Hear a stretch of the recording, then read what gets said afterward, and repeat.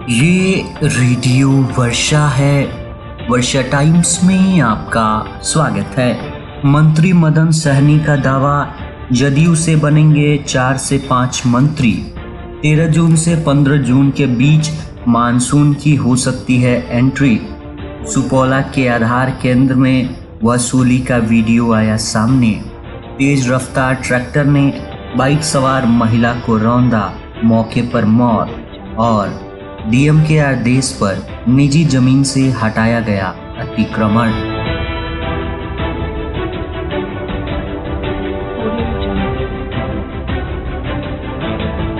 वर्षा times के साथ मैं नवनीत। अब वर्षा टाइम्स विस्तार से।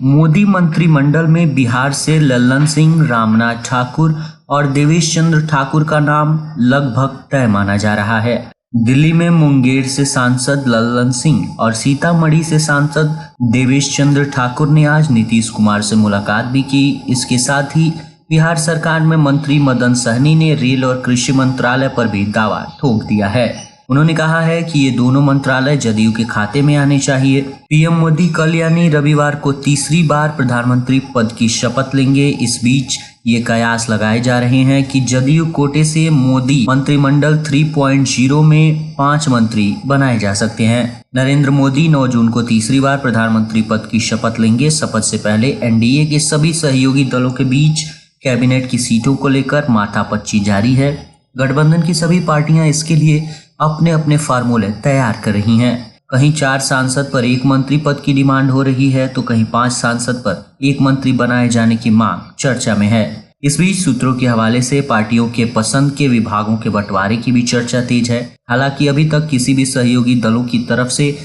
औपचारिक रूप से किसी प्रकार की घोषणा नहीं की गई है। इन सब के बीच सभी की निगाहें बिहार पर टिकी हैं। नीतीश कुमार इस गठबंधन के अहम किरदार हैं। वे 2019 में गठबंधन के साथ होने के बाद भी सांकेतिक रूप से 1 मंत्री पद मिलने से नाराज हो गए थे।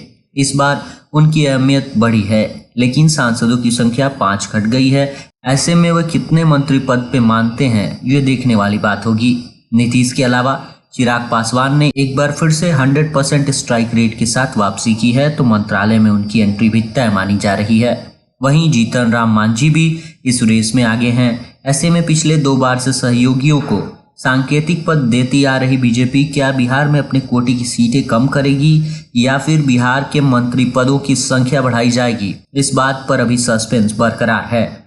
लेकिन मंत्री पद के संभावित चेहरों के नाम की चर्चा तेज होने लगी है। वरिष्ठ पत्रकारों का कहना है कि इस बार कैबिनेट के बंटवारे में सांकेतिक प्रतिनिधित्व की जगह भागीदारी होगी। 7 सांसद पर 1 मंत्री पद का फार्मूला बनता हुआ दिख रहा है। बिहार में अगले 1 साल में विधानसभा का चुनाव भी होना है। ऐसे में भाजपा बिहार की अनदेखी नहीं कर सकती। यहाँ 6 से 7 मंत्री बनाए जा सकते हैं। वरिष्ठ पत्रकारों का मानना है कि बिहार में जाति और राजनीति दोनों एक दूसरे के पूरक हैं। ऐसे में कैबिनेट के चयन में भी जातियों का समन्वय बिठाया जाएगा। सवर्ण और ओबीसी के अलावा यहाँ 36% आबादी अति पिछड़ी जाति की भी है। ऐसे में कैबिनेट में इन्हें भी प्रतिनिधित्व मिल सकता है। हालांकि यहाँ एनडीए की सीटें कम हुई हैं, तो पिछले बार की तुलना में इस बार मंत्री पद की सीटें भी कम की जा सकती हैं।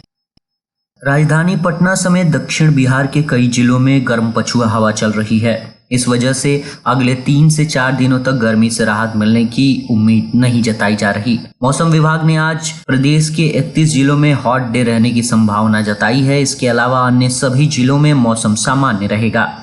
मौसम विभाग के मुताबिक अगले 3 से 4 दिनों तक पटना सहित मध्य और दक्षिणी बिहार के जिलों में अधिकतम तापमान 40 से 44 डिग्री सेल्सियस के बीच रह सकता है। दूसरी तरफ बिहार में मानसून 13 से 15 जून के बीच दस्तक दे सकता है। शुक्रवार को रोहतास सबसे गर्म जिला रहा। यहाँ का अधिकतम तापमान 43.80 डिग्री सेल्सियस दर्ज किया गया। वहीं गया, भोजपुर, अरवल, वैशाली, पटना, शेखपुर, बांका और राजगीर को छोड़कर अन्य जिलों में अधिकतम तापमान 40 डिग्री सेल्सियस के ऊपर दर्ज किया गया।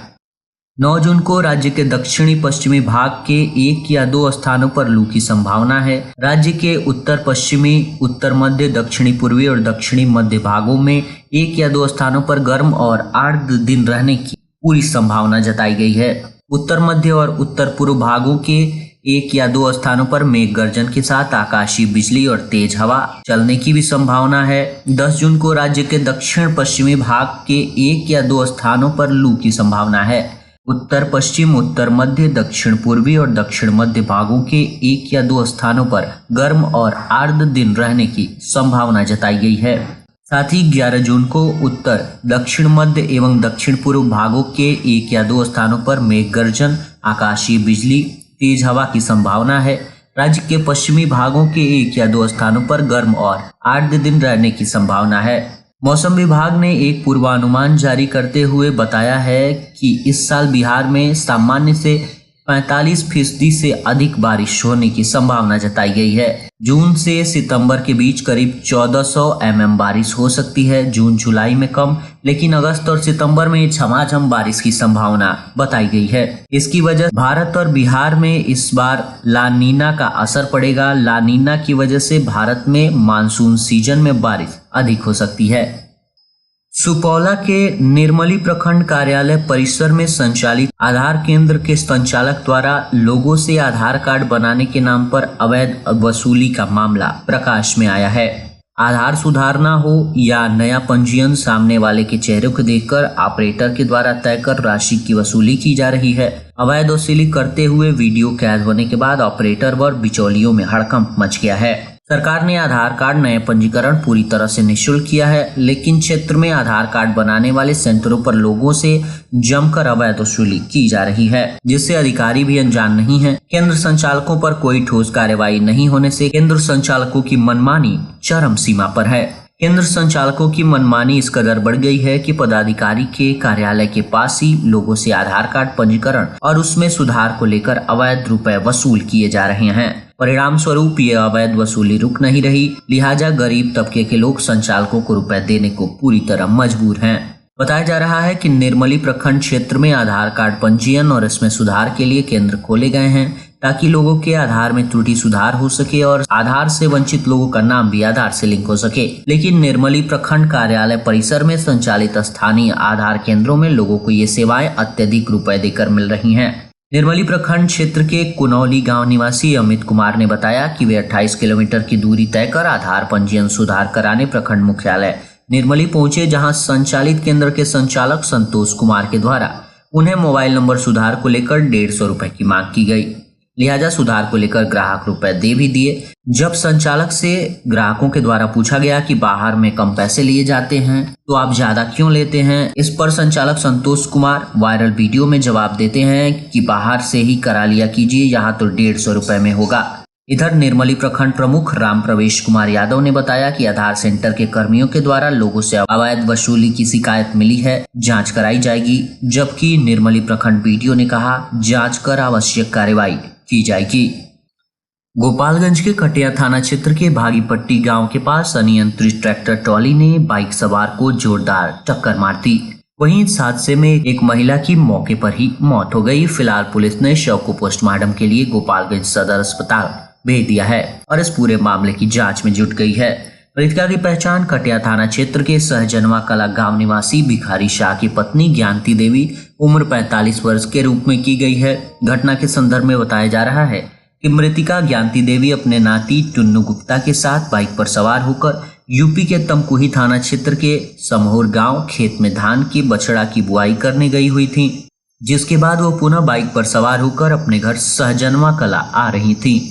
इसी बीच जैसे ही वो कटिया थाना क्षेत्र के भागीपट्टी के पास पहुंची, उसे एक ईंट लदे ट्रैक्टर ने जोरदार टक्कर मार दी, जिसके बाद बाइक पर सवार महिला नीचे गिर गई और ट्रैक्टर के पहिए से नीचे आ जाने के कारण उनकी घटनास्थल पर ही मौत हो गई। घटना की सूचना पर पहुंची पुलिस ने शव को पोस्टमार्टम के लिए भेज दिया है। फुलवरिया संवाददाता के अनुसार डीएम के आदेश पर स्थानीय प्रशासन ने शनिवार को निजी जमीन से अतिक्रमण हटवाया।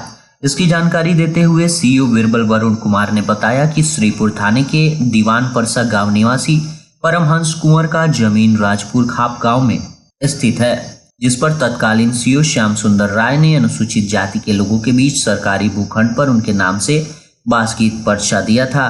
उसके आधार पर परमहंस कुंवर की निजी जमीन भी कब्जा कर अनुसूचित जाति परिवारों में भवन निर्माण करा लिया गया था, जिसके बाद डीएम गोपालगंज के न्यायालय में वाद दाखिल किया गया, जिसका निपटारा होने के बाद परमहंस कुंवर के निजी जमीन को कब्जे से मुक्त कराने का जिलाधिकारी ने आदेश पारित किया है। पारित आदेश में जमीन खाली कराने के लिए 10 जून तक का समय निर्धारित किया गया था, जिसके आधार पर स्थानीय प्रशासन ने जमीन खाली कराकर जमीन मालिक को सुपुर्द किया।